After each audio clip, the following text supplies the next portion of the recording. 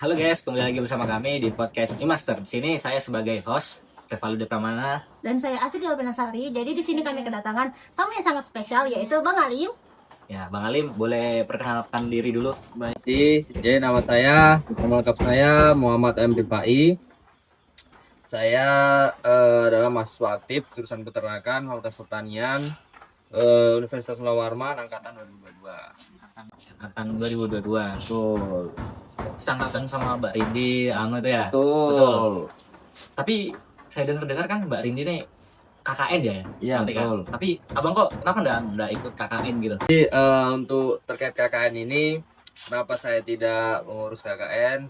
Kemarin saya ada mengikuti kegiatan dari BEM Faperta, yaitu Desa Faperta, dan kebetulan itu bisa dikonversi. Oh, bisa dikonversi ya? SKS bisa konversi KKN. Jadi saya ambil itu. Sekarang tinggal ngurus pemberkasan untuk penerbitan jurnal pengabdian masyarakatnya.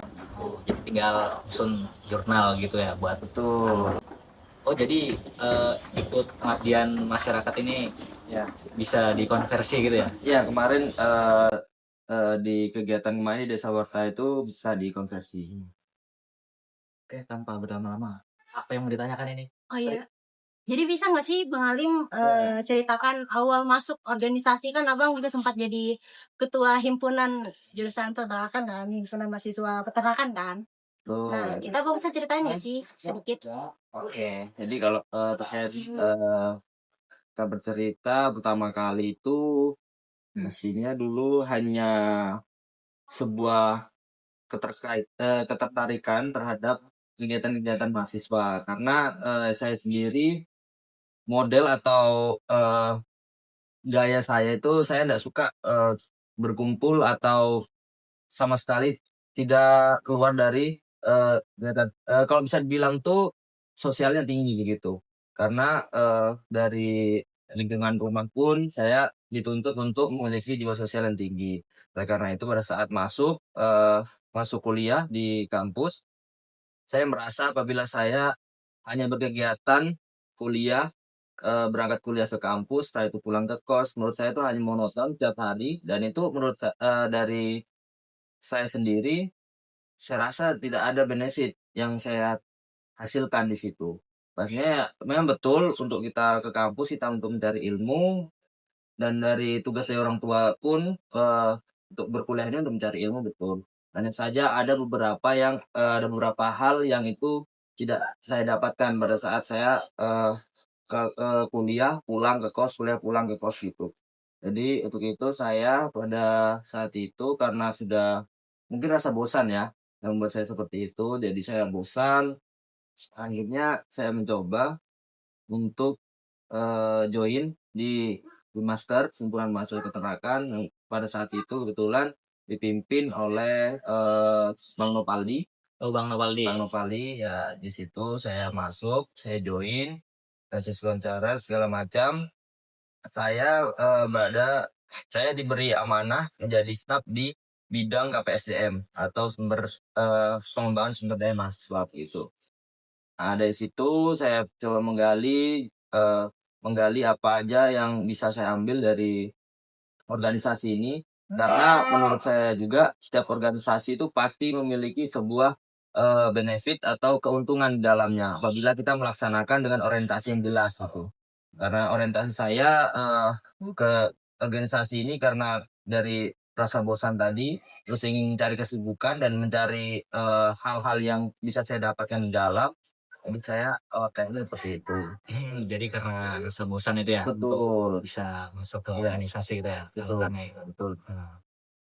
Tapi Bang, Heeh. kan Abang Alim kan namanya Muhammad Alim. Alim Rifai. Ya, betul. Apa nama Instagram Abang PAI? Itu apa artinya itu? Oh ya, jadi itu nama PAI itu terinspirasi dari nama panggilan saya di rumah. Oh, di rumah. Ya, jadi nama panggilan saya di rumah itu hanya 3 huruf, yaitu PAI. PAI. Karena mengambil dari huruf paling akhir yaitu Rifai tadi, Rifai. bukan huruf, jadi 3 huruf di akhir, jadi dipanggil PAI. Oh, jadi itu artinya ya? Ya, PAI. betul. Jadi nama belakangnya yang Ya, ya. Oh, betul. gitu. Terus lanjut Astik. Oke. Jadi pas abang pertama kali menjabat jadi ketua Himaster itu ada ekspektasi apa pas awal menjabat itu? Oh iya. Tadi mungkin agak selanjut lagi ya, keulang lagi ke yang tadi. Ya. Jadi pada saat itu saya diamanahkan sebagai staf KPM. Itu saya belajar banyak terkait dengan pengembangan sumber daya mahasiswa, melihat karakter mahasiswa, lihat teman-teman seperti apa karakternya itu di SDM tuh kemarin saya banyak hal yang saya dapatkan, maksudnya bicara tentang karakter tadi. Terus karena dari kemauan saya juga melihat ada beberapa di Himaster ini yang harus dibenahi dan harus dipertahankan. Jadi menurut saya rasanya saya ingin memimpin Himaster ini agar bisa menjadi organisasi yang memberikan dampak positif untuk mahasiswa di dalamnya dan untuk masyarakat luas gitu.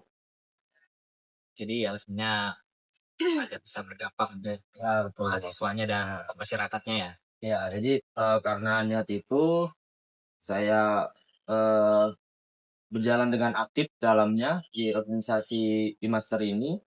Tentu ada sebuah penawaran untuk menjadi ketua Hima. Nah, penawaran itu berasal dari ketua Hima yang pada saat saya menjadi staf itu yaitu Bang Nopal. Nah, Bang Nopal datang ke saya berbicara mengenai ketua Hima karena prinsip Bang Nopal itu dia mengikuti kata-kata dari bintangnya. Jadi pemimpin yang baik adalah pemimpin yang bisa memunculkan atau melahirkan regenerasinya sendiri. Nah, jadi Bang Nopal di situ mendekati saya terus memberikan saya banyak wejangan bahasanya terkait dinamika yang ada di dalam organisasi ini. Dan saya rasa dari hal itu timbul rasa untuk rasa ingin memimpin organisasi ini. Akhirnya saya konsultasi pada saat musyawarah besar dan di situ saya ditetapkan dan diamanahkan sebagai ketua umum Master periode 2024 menggantikan Bang Nopal. Semua prinsip yang dilaksanakan oleh Bang Nopal sudah dijalankan pada saat itu. Seperti itu. Waktu itu ada enggak kayak calon lagi selain abang gitu? Ya, ada siapa itu? Jadi pada saat kontestasi pemilihan ketua umum itu ada tiga calon. Yaitu saya, Alim, terus Muhammad Iksan Japar, Bang Iksan ya? Ya. Terus? dan Muhammad Rizky Paujan. Oh, Bang Faujan. Ya, Oh iya, tahu. Jadi calonnya itu tiga, Bang Iksan, Bang Faujan sama Bang Alim. Betul. Sore kita nih, kedatangan ini, nggak mau pergi nih. Kedatangan tamu ya. Kedatangan tamu lagi nih, tak diundang. Jadi kekat tadi ya. Ya, nggak apa-apa ya ini ya, lanjut aja ya. Ya, lanjut aja. Mungkin pertanyaan selanjutnya bisa disampaikan Nasrul. Jadi pernah nggak sih abang itu merasa kalau kepemimpinan di himpunan itu lebih ribet daripada monster? Ya, jadi menurut saya pribadi ini kepemimpinan lebih ribet memimpin Organisasi daripada atau ternak. Lebih ribet jadi mana? lebih ribet memimpin organisasi. Karena apa? Karena di dalamnya itu di dalam himpunan atau organisasi di situ kita adalah wadah untuk kita berkreasi gitu. Artinya banyak ide-ide yang terpacu di situ, entah ide dari teman-teman, ide-ide dari saya, dan itu terkadang sering menimbulkan sebuah perdebatan atau perbedaan pandangan. Nah di situ kadang kita mencari jalan tengahnya apabila terjadi perdebatan atau perbedaan pandangan, situ kita sulit untuk mencari jalan tengahnya karena kita sama-sama memiliki pola pikir yang berbeda begitu. Jadi kalau untuk mengurus ternak, kenapa saya bilang lebih mudah, karena kita mengurus ternak bahasanya tinggal menyesuaikan dengan kita sistem apa yang sedang kita jalankan itu. Misalnya kita menerapkan sistem intensif dalam perawatan atau pemeliharaan, dan itu tugas kita memberi makan dan mengawasi kesehatannya. Nah itu nutrisi yang kita berikan itu yang kita perhatikan gitu. artinya semua itu berasal dari kita sendiri, dari peternak sendiri. Nah itu pastinya kita sebagai peternak pun pastinya memikirkan hal-hal yang terbaik gitu untuk peternak kita. Nah kalau di organisasi kita tidak bisa menerapkan hal seperti itu karena nanti jatuhnya otoriter gitu kan. Ya, Nah salah satu pihak. Nah kalau di organisasi itu menurut saya kayak di master sendiri itu asas yang dipegang oleh master adalah keluargaan. Artinya dari dalam situ kita keluarga, tidak ada perbedaan apapun, mau suku apa, mau agama apa, di situ kita berkeluarga. keluarga. Nah, jadi di situ kita keluarga semua. Dan oleh sebab itu apabila di suatu keluarga, pastinya kita harus gimana caranya kita memajukan keluarga ini. Nah, di situ pasti timbul sebuah ide, sebuah inovasi baru. Nah, tapi tidak menutup kemungkinan juga pada saat pengolahan ide atau inovasi baru itu di situ timbul sebuah perdebatan atau perbedaan pandangan tadi. Itu pasti. Nah, seperti itu. Jadi menurut saya lebih ribet ngurus Organisasi daripada ternak ya. Karena ternak sebenarnya menyesuaikan dengan kita aja gitu. Ya mungkin itu dari saya. Jadi lebih ribet ngurus organisasi ya, karena kan setiap orang kan berbeda pendapat, berbeda pola pikir, jadi ya menyesuaikan kita kan. Gitu. Iya. Oke, lanjut pertanyaannya. Ke pertanyaan selanjutnya itu kira-kira ada nggak sih Bang yang Abang pelajari dari diri Abang sendiri setelah selesai menjadi ketua Master? Oke, ini berarti maksudnya apa yang sudah saya dapatkan untuk diri sendiri gitu ya. Iya. Nah, oke, saya rasa saya sebutkan satu persatu kayaknya terlalu banyak gitu ya. Nggak cukup ya. Karena menurut saya berorganisasi itu adalah sebuah kebutuhan. Artinya apa yang ada di diri kita yang belum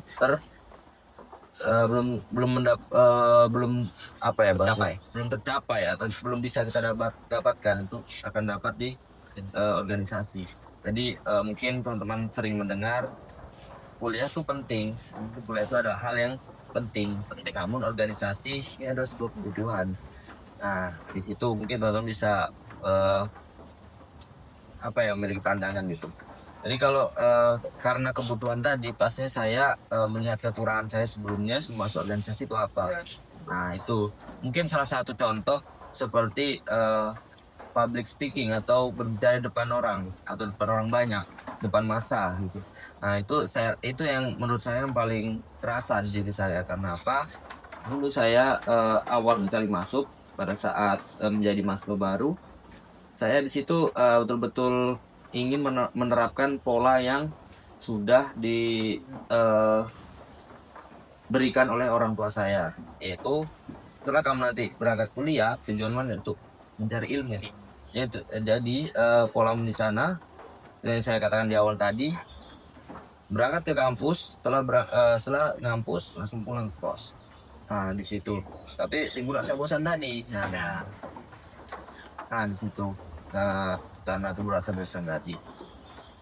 Tapi setelah saya menjalani ini dan alhamdulillah satu kepengurusan, saya rasa banyak itu dan hal-hal yang positif yang saya dapatkan. Yang pasti yang saya rasakan sekali itu tentang speaking.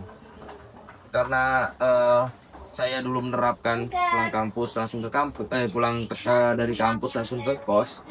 Nah, seperti itu terus. Nah, jadi di situ saya merasa gimana saya takut dulu bertemu dengan orang baru, itu takut. Padahal saya sudah dibekali dan jiwa saya itu sebenarnya sosial sekali gitu. Cuma saya masih takut. Kadang saya selalu mikir gimana misalnya awal ketemu orang baru, apa kira-kira topik obrolan yang harus saya bawakan. Nah, itu saya masih bingung di situ. Nah, tapi setelah berjalannya organisasi dan di situ saya dituntut karena sebagai pemimpin saya dituntut untuk bisa. Nah di situ saya alhamdulillah masih bisa gitu mendapatkan hal-hal seperti itu. Kok yang selain itu ya relasi. Nah yang paling penting deh, relasi yang paling penting betul. Karena ya kita ndak gimana ya, pasti pemikiran kita mumpung masih muda, ya kan? Pasti kita tebar jala dulu nih, ya kan? Kita mencari relasi sebanyak-banyaknya. Nah nanti setelah sudah saatnya kita untuk lulus dari kuliah. Misalnya kita membutuhkan pekerjaan, itu sudah tidak bingung. Karena kita sudah mendapatkan relasi yang banyak, kita ingin satu-satu. Ya walaupun kalau bilangnya Iwan Fals, seorang sarjana muda itu sulit mencari kerja. Ya itu tadi. Ini saya rasa itu kembali lagi ke takdir dan gimana proses yang sudah kita laksanakan, proses kita jalankan dan orientasi kita berkuliah yang benar. Saya rasa kedepannya itu akan menyesuaikan, akan mengikuti gitu. Nah, mungkin seperti itu Pak saya. Di setiap usaha itu pasti akan ada skillnya gitu ya. Betul. Proses tidak akan mengkhianati hasil. Lanjut pertanyaannya. Ya bang, pertanyaan selanjutnya itu ada nggak sih kira-kira nih warisan yang abang banggakan dalam dalam ini selama menjabat? Oh ya. Warisan Apa warisan? Mungkin warisan saya tidak memiliki warisan materi di organisasi master. Cuma hanya sedikit warisan yang bisa saya tinggalkan di master, yaitu sebuah pemikiran untuk maju, mau bagaimanapun caranya.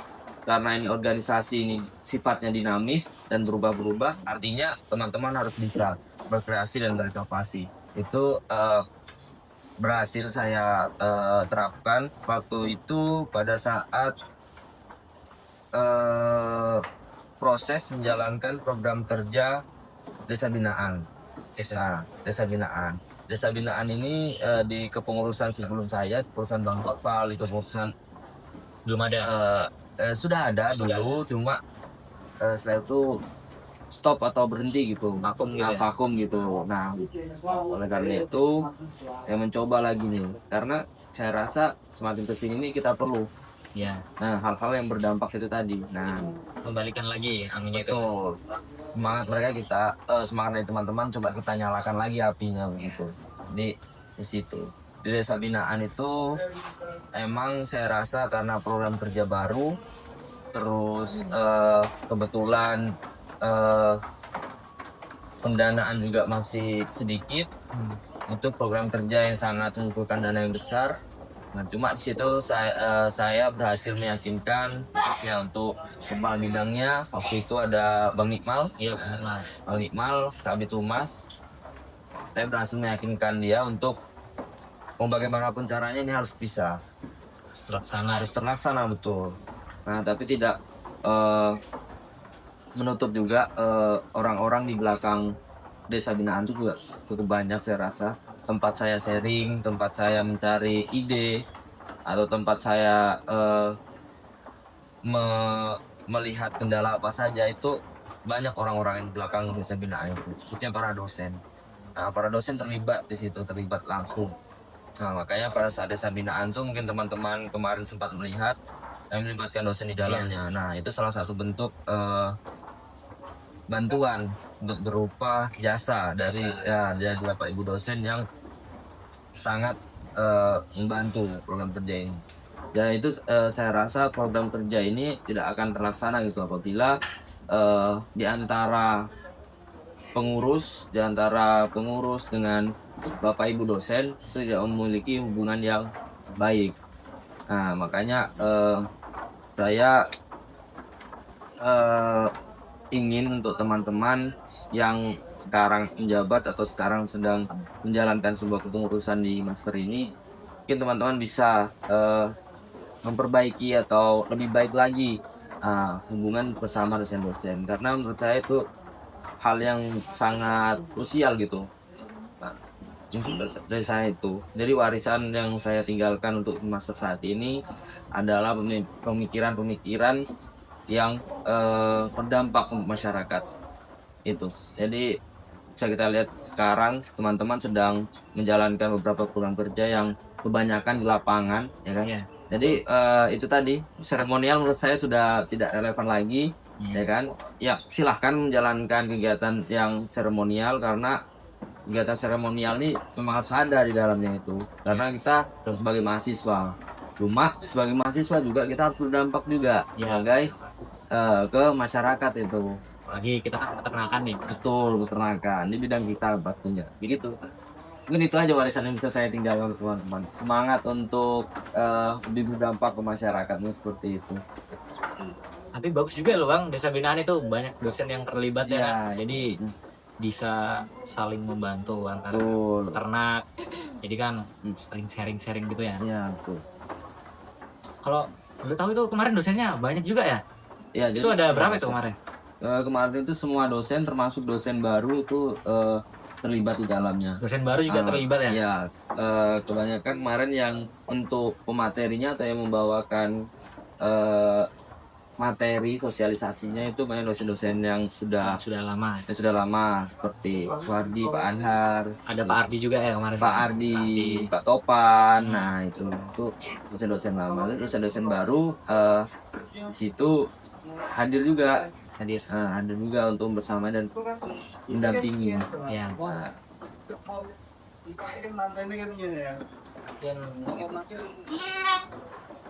Lanjut ke pertanyaan selanjutnya biar nggak terlalu lama ya. Jadi ini pertanyaan terakhir ya untuk abang. Jadi ada nggak sih pesan-pesan buat generasi baru mengurus himpunan yang mungkin lagi pusing-pusingnya nih untuk mengatur waktu antara rapat, praktikum sama urusan hati? Oh ya, oke. Bisa nanti. Ya, ini mungkin tadi saya lupa menyampaikan di pertanyaan sebelumnya. Dan salah satu hal yang saya dapatkan dari Tapi itu adalah manajemen waktu. Manajemen waktunya. Ya. Karena di organisasi itu kita bergerak tuh bisa dibilang gimana ya? Kayak satu orang harus bisa memegang atau mengendalikan dua kegiatan atau dua program gitu. Yang pertama yang pastinya kuliah, ini kan program kerja gitu. Seperti itu. Dan di situ perlunya namanya koordinasi, dan koordinasi itu kok hanya kali dua kali menurut saya masih kurang. Nah, itu pentingnya manajemen waktu di situ. Nah, saya dapatkan itu di organisasi dan tidak ada itu di mata kuliah diajarin itu tentang manajemen waktu. Nah, mungkin kalau di perkuliahan kita kenalin kan disiplin manajemen waktu. Jadi jam segini kita harus rapat, jam segini harus masuk ke hati tadi. Karena banyak juga pada saat saya memimpin master tahun 2024 kemarin, itu banyak juga teman-teman yang sempat down dan tidak mau aktif lagi karena masalah hati. Karena sudah menyerang psikis ya, menyerang ke perasaan ya, jadi kayak seperti itu. Jadi pesan untuk generasi baru ya, generasi baru di himpunan mahasiswa peternakan, pesannya terus semangat untuk menjalankan semua kegiatan di himpunan. Silahkan gali sedalam-dalamnya jati diri teman-teman di dalam organisasi ini. Apalagi organisasi master ini asasnya kekeluargaan. Artinya di situ ada kebebasan untuk kita berekspresi betul. Itu ada suatu kebebasan. Jadi tetap semangat aja. Terus untuk masalah hati ini kalau bisa ya mungkin dalam organisasi jangan cinlok gitu ya. Ya walaupun sering terjadi gitu kan. Nah, tapi ya daripada kita terus larut dalam kesedihan. Iya. Tuh, kegalauan ya kan. Nah, saya seperti itu. Mungkin itu sih yang bisa dihindari. Jangan cinlok. Iya. Nanti malah larut dalam program saja nanti jadinya. Kalau sudah putus, iya. Mungkin kalau pada saat mengawali hubungan ya mungkin masih excited banget sih ya, masih kencang-kencangnya gitu. Nah, kalau sudah putus, akib gitu kan. Itu. Jadi manajemen waktu itu penting. Jadi manajemen waktu itu sangat penting antara beban waktu Betul. Ya sama organisasi. Betul. Itu harus benar-benar diatur. Ya. Organisasi itu bisa berjalan selaras antara perkuliahan dengan organisasi berjalan selaras. Jadi enak ilmu kita dapat, ilmu di akademik kita dapat, ilmu di organisasi dapat. Abangnya sendiri cinlok gak nih bang? Abangnya sendiri nih gimana nih? Yang sama itu gimana ya? Ya, ya itu dah. Cuma kemarin saya kemarin itu pada saat di akhir kepengurusan sudah. Jadi Akhir pengurusan ya. saya sudah safe zone, zona aman sudah. Jadi tidak ada lagi nanti bahasa yang kecemburuan antara teman-teman di dalam organisasi, di dalam manage kan kadang kita karena wah ini lebih penting nih, kadang-kadang mikirnya sudah tidak ada lagi. Jadi pada saat di akhir baru. Jadi saya dapat bonus juga dari himpunan ini selain ilmu, selain ilmu, terus apalagi tadi public speaking, manajemen waktu ya. dapat juga perempuan kan dapat pasangan gitu, ada tuh bonusnya. Untuk teman-teman kayaknya kedepannya karena di organisasinya sifatnya dinamis, silakan berorientasi yang positif. Jadi orientasi teman-teman tuh masuk ke himpunan ini untuk apa gitu, jangan sekedar masuk himpunan karena numpang nama, karena mencari panggung atau ingin dilihat banyak orang atau mencari perhatian. Itu menurut saya itu adalah orientasi yang buruk. Jadi teman-teman harus memiliki orientasi positif dalam pengembangan diri. Itu nanti masyarakat ya, so nanti hasilnya bakalan mengikuti ya. Ya pasti. Siapa tahu juga nanti teman-teman yang di Hima juga mendapat bonus juga pasangan kan.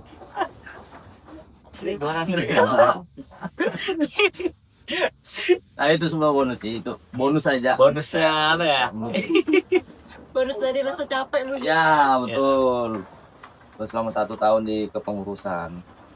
Jadi kemarin itu masa-masa akhir Ya pas Masa. saya betul.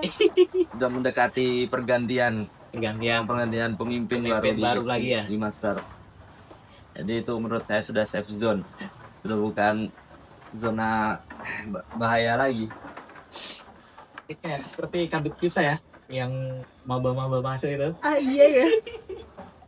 Ada kah? Ada dia katanya nge-follow maba baru dia. Oh iya. Ya enggak apa-apa. Stalking gitu. Ya mungkin ada Rasa ingin ya, tahu. rasa ingin Pengen tahu. Mungkin- pendekatan gitu lah. Betul. Arahnya pastinya positif. Semoga Iya. arahnya positif itu. Ya, mungkin itu saja podcast hari ini ya teman-teman. Terima kasih banyak ya Bang Alim ya sudah Sama-sama. masuk ke podcast kami. Sama-sama. Mungkin kedepannya kami bisa mengundang Bang Alim lagi. Oke, boleh, Ya. boleh. Mungkin sekian podcast dari kami. Terima kasih. Assalamualaikum warahmatullahi wabarakatuh.